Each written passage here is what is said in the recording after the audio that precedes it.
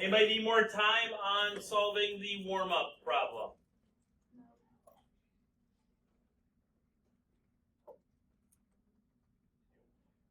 Oh, did you win? Okay. Why are you killing it? I never lose. All right. So, however you did it, that's fine. It is factorable. Okay. So it definitely is factorable in that it goes to 3x and 2x. And then I need the 2 there. It's got to be subtracting. And that leaves me with 1 there. If we do that, then we can say 3x minus 2 equals 0. 3x is 2. So x is 2/3. And we can say that 2x plus 1 is 0. So 2x is negative 1. So x is negative 1/2. So the solutions here are negative 1/2 and 2/3.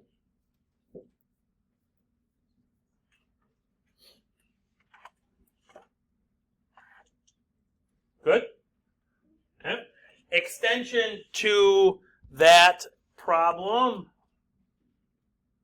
Now, knowing the fact that the two solutions are that, solve this inequality now.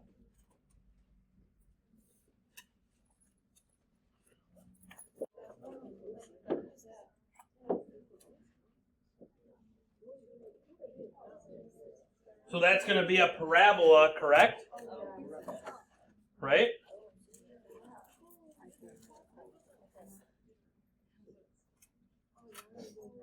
And it's going to have an x-intercept of negative 1/2.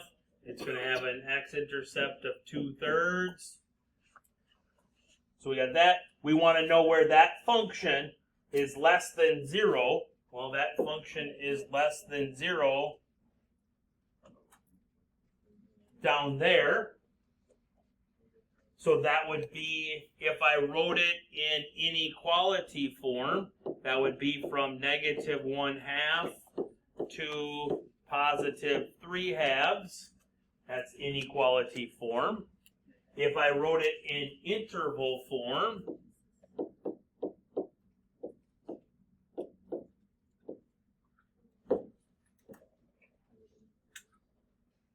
it would be like that.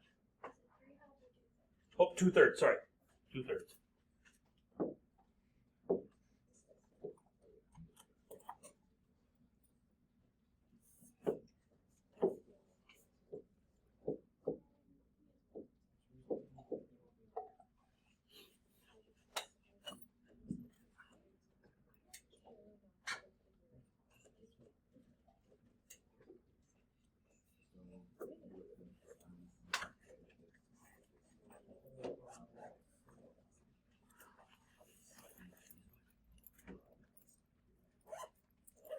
Okay. All right. So today's focus is this still technically is part of chapter P, but it's not going to be on your chapter P test. Okay. Today's focus is going to be all about using the calculators and getting you familiar with the calculators, because a lot of you haven't even touched the calculators yet, or this is the first time using an Inspire. Okay? And so what we're going to be doing now is we're going to be dealing with a function, and we're going to be graphing that function, and then we're going to be finding all the different parts of the function. So first off, what I would like you to do is I would like you to turn your calculators on. And you turn your calculator on with the on key up here in the upper corner. Okay? And then you should hopefully get a screen that looks like this. Okay? If not, hit the on key one more time. Okay? And that's going to be where you start every single time. Okay? Now, there is a thing called the scratch pad. Okay? The scratch pad is fine. It works, but you can't really do anything in it. So, weird people live and go and work in the scratch pad. Be a document type person, okay? So you want to start a brand new document. And so you got two options here. You can either scroll, actually I lied, you got three options. You can use the right arrow on the keypad to go to the, what's up? Oh, it just says it's in test, yours is in test mode. I haven't updated the software yet, so there is a test mode. Okay, so one option is you can go to the right on the keypad. You can also, the center part of this keypad is a touch-like slider type thing. Okay, like on your touchpad on a laptop. You can slide that over to there and then hit enter. Or you could simply just touch the number 1. You could just push the 1 and it should open up a window that looks like this. And when you hit enter or when you hit the number 1. Okay? So then those are your options of things for you to do in this particular one. Okay? So we want to graph. We're going to focus in on graphing today. So again, you can scroll down and hit enter with your thumb. You can push the down arrow key, or you could just push the 2. And you want to go to a graph. Add graph is number 2.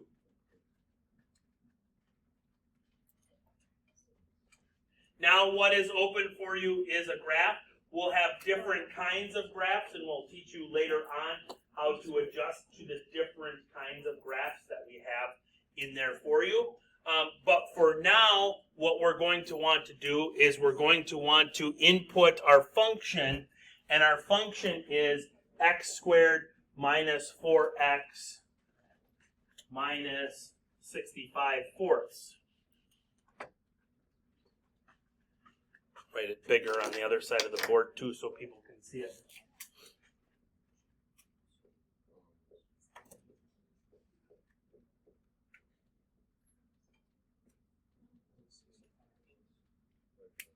Okay, so inputting that.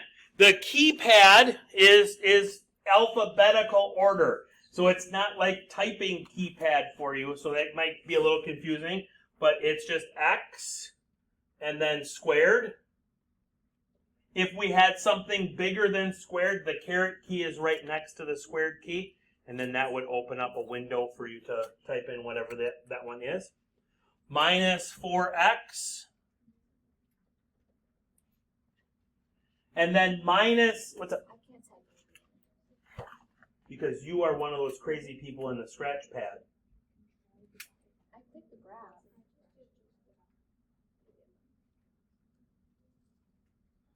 Now you're in a document. Yeah, you're one of those crazy scratch pad type people. Then we're going to go minus. Now this minus sign here is different than this negative sign here. Okay? This one's the operation, that one is the negative sign. To make a fraction, we're going to go, here's a quick and helpful hint to help you make fractions. Control divide makes yourself a fraction in there for you. Control divide makes a fraction. 65 and 4.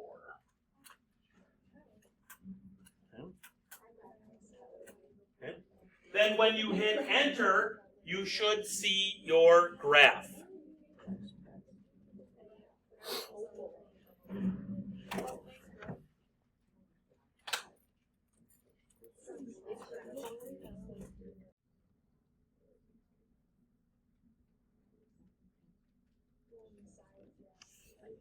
So, now, we're going to go through how to find intercepts and different things of that nature. Okay?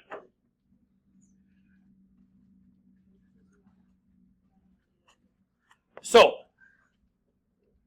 x-intercepts first. So we're going to go back here, well, for me, I'm going to go back into the graph. Okay?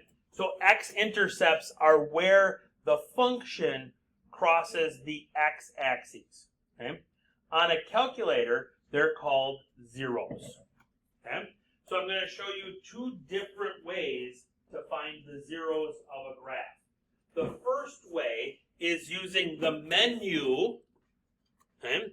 So menu, and then we are going to want to analyze our graph. We want to find something out about our graph. So we can either scroll over or we can just type the number 6. And whatever this number is or this letter is out in front here, that's your quick key when you're in that drop-down window. So if you just type 6, it should open up the Analyze Graph one for you too. Okay? We want to find a 0. Okay? That's what we're going to find. So we're going to find a 0. Now by doing such, what that's done for us is that has put a line on our graph. That line is movable with your thumb on the keypad in the center part of the keypad. Okay? That line is movable all the way across the graph. Okay? What that line is that line is either going to be the left or the right boundary for you of where you want to search or have the calculator search for a 0. Okay? So you hit the center key, the center part of your keypad, hit it once, and it locks it in. Then you scroll with your thumb, either left or right. You only get to do one at a time, though, with this method. That's the downfall. You only get to do one at a time for it until you get past where it is, and it will tell you what you're searching for. We were searching for a 0. It told us that that's where the 0 is. You do not need to try and be exact and put that gray bar right on top of it.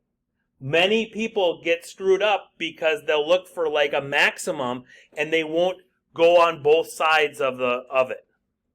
Okay? So you don't have to be exact on that. We could make this be as wide as we want. And when we hit the center key or the center part of that again, it will tell us what the 0 is. Okay? So that's one way to find a 0. Another way to find a 0 is also in menu. Okay? But this one is the trace function. Okay? So that's number 5 on your calculators. And you want to graph trace. Now, graph trace, what it does is it puts a cursor on the graph or on your function for you. And you can move that cursor by going left and right. You can move that cursor wherever it is you need it to go. And so you can move that cursor all the way up until it gets to one of the key points. In this particular spot, it was the 0 that we just found. Knowing that we've already found that 0, we can go the other way. We can slide our arrow to the right, and it will, there it tells me the y-intercept, 0, negative 16.25. There it tells me the minimum. Okay? And I can keep sliding that around until I get back over here and I find the other 0.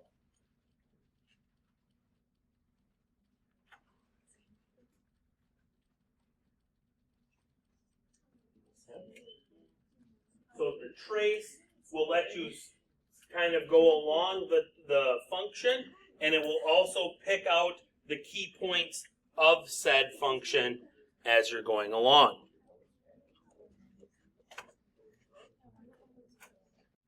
So the trace part is nice, okay, but it doesn't leave it on the graph for you. The zero, the analyze graph zero part is nice because it leaves it on the graph for you. So you don't have to keep remembering what it was or writing it down. Okay? The trace function is nice because you find all of the key points at one time. Okay? The analyze the graph function is not nice because you got to do those all individually. So because we had 2 zeros, we'd have to do 2 analyze the graph, 2 of those drawing that bar, dragging the bar across and getting that gray zone for it to find. Okay? So there's good points and bad points with each one.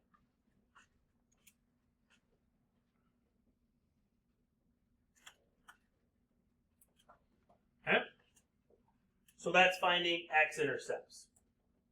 Finding the y-intercept, I showed you how to do that on the trace. We can trace that over for finding the y-intercept. The other way of finding the y-intercept is if we are in the trace already, I can just type in the number 0.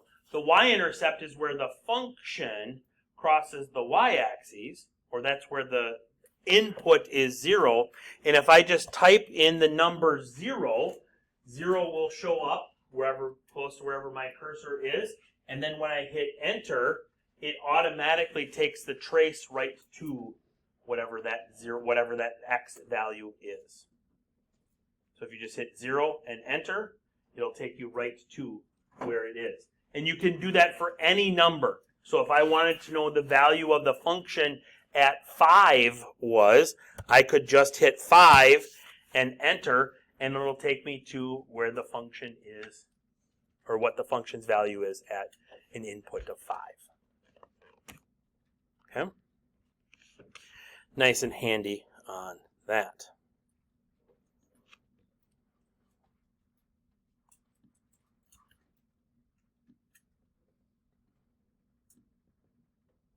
Finding the vertex.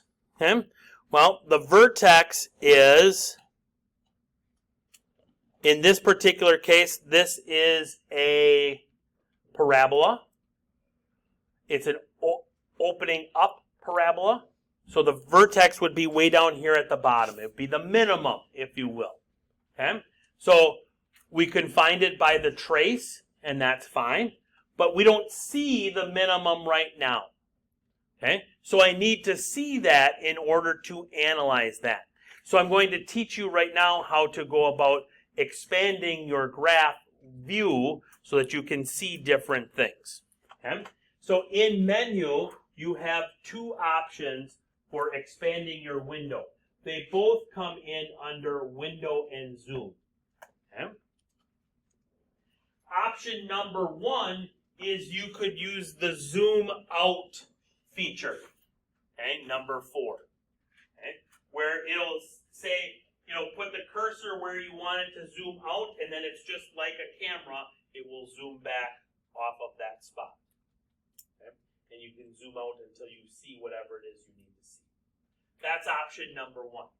Option number 2 is you could go into something called window settings, and you can manually try and figure out what that window needs to be.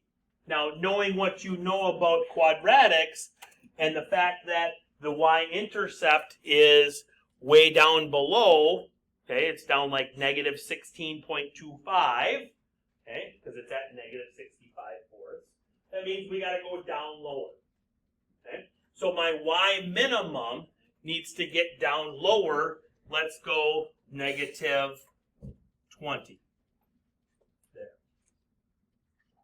And then if I hit enter, didn't go far enough. Okay? So then I go back into menu, window zoom, window settings. Negative 20 wasn't enough, so let's go negative 25.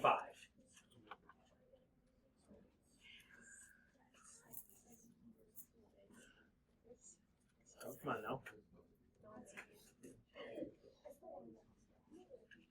Won't let me move it. Oh, because I'm still tracing. That's why. Okay? So now we can see the minimum. So now I can analyze the graph. And I can find the minimum. Again, it's the same. It gives me that gray area that we're going to try and find. Analyze graph. Minimum.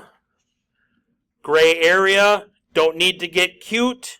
Okay? Just need to get so that it pops in there for me.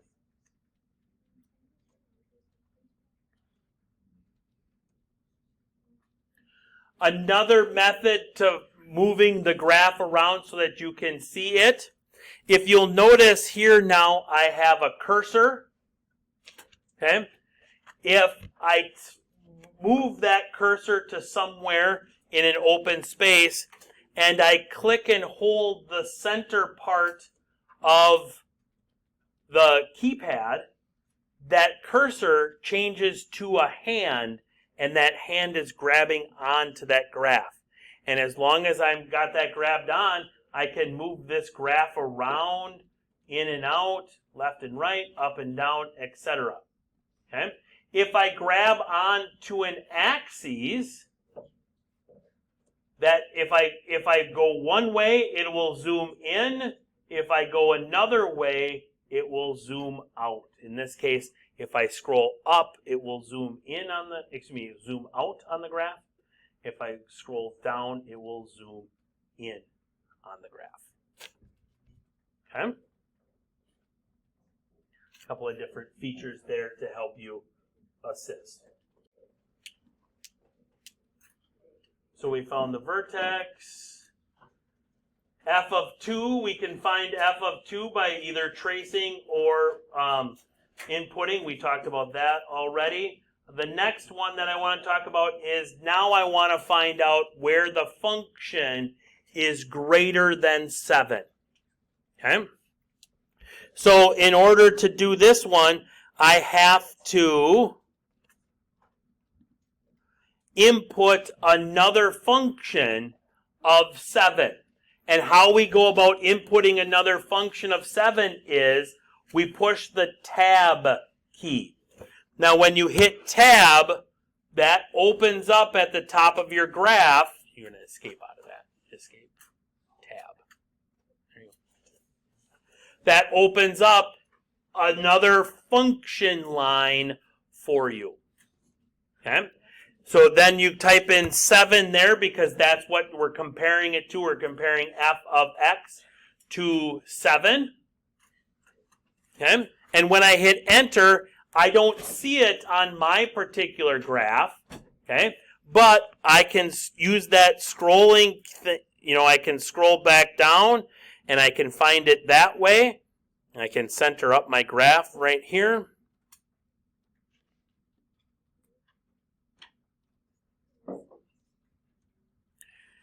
So now I have my function, and I have my line of 7. Okay? So I want to know where the function is. Did we say less than or greater than 7? We went greater than 7.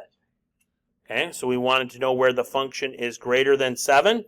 So what I need to do is I need to find these intersection points. So we're going to menu, analyze graph.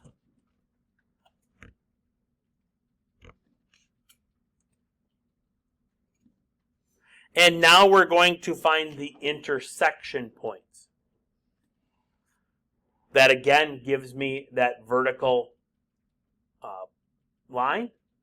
That's the one side of my grayness, the gray box that I'm about to produce.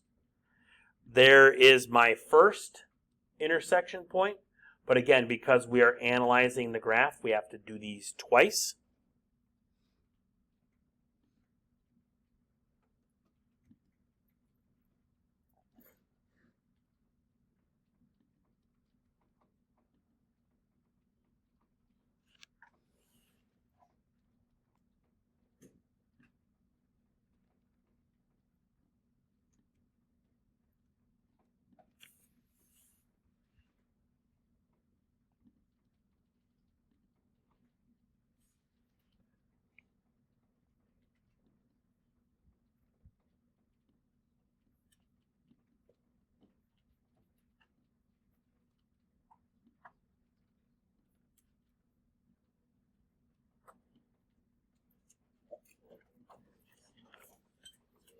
Okay?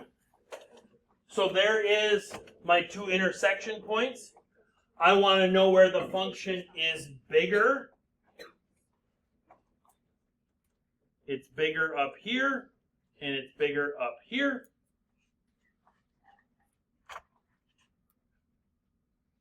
So those intervals would be from negative infinity to negative 3.22. Because there's two that aren't connected, it's a union, and then that one's going to be from 7.22 to positive infinity.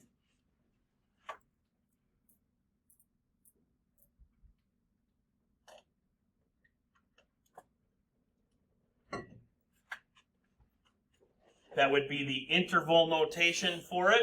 The inequality statement for it would be x is less than negative 3.22 or x is greater than 7.22.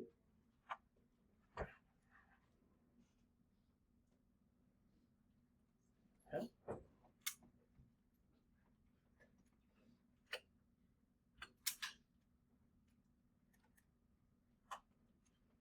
Questions on that one? Okay. What I would like you to do now is you and your table mates, I want you to, here is a new function. I'm going to teach you before you go on this, I'm going to teach you how to just start a fresh graph on the calculator so that you don't have to go back and try and erase everything or change anything. Okay? And then I want you to do the same stuff with that. So, to make yourself a brand new graph on the calculators, you are going to hit Control and Dock. Okay? Control and Dock is what you're going to hit. And that's going to add a page. And so you want to add a graph, which is going to then add a page. So you haven't lost any of what you just did, but you've added a new graph now into it. You can always start a brand new document too, but you can always add pages to your current document. Okay? So with that being said, what I'd like you to do now is I would like you to now find me these 5 things to go along with this new function.